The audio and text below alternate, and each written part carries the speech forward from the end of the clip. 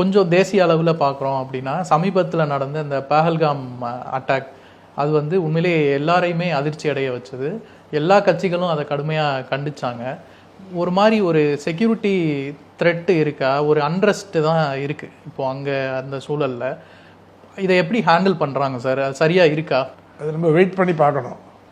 இப்போ அதிகமாக இதை பற்றி பேச வேணான்னு சொல்லி அவங்க அட்வைசரி அமைச்சிருக்காங்க, குறிப்பாக டிவி இதுக்கெல்லாம். அதனால் அது ஆனால் ஒரு ஒரு ஒரு நெருக்கடி தான் இது. எந்த அளவில் டெவலப் ஆகும்னு சொல்லி அதை கேர்ஃபுல்லாக வாட்ச் பண்ணணும். அது மோசமான படுகொலை.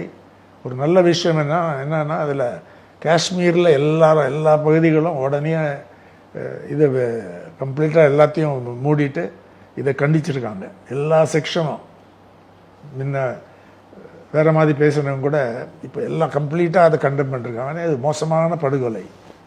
இதில் சாதாரண மக்கள், ஒரு இன்னசென்ட் பீப்புளை போய் இந்த மாதிரி ஓப்பன் பண்ணி அடிச்சது. லஷ்கர் டைபா இருந்து தான் தகவல் வருது. அவங்களுடைய ப்ராக்சி வந்துருக்காங்க. அதனால் பாகிஸ்தானோட ரோல் கட்டாயமாக இருந்திருக்கு இதில். அதை எப்படி இது பண்ணுறது அது கேர்ஃபுல்லாக இப்போ எக்ஸாமின் பண்ணுறாங்க. இது வரைக்கும் அமித்ஷா அங்கே போயிருக்காரு. சில விமர்சனம் வந்திருக்கு, காங்கிரஸ் கட்சி இவரையே அங்கே போல உடனே அதெல்லாம். அதனால் அது வெயிட் பண்ணி பார்க்கணும்.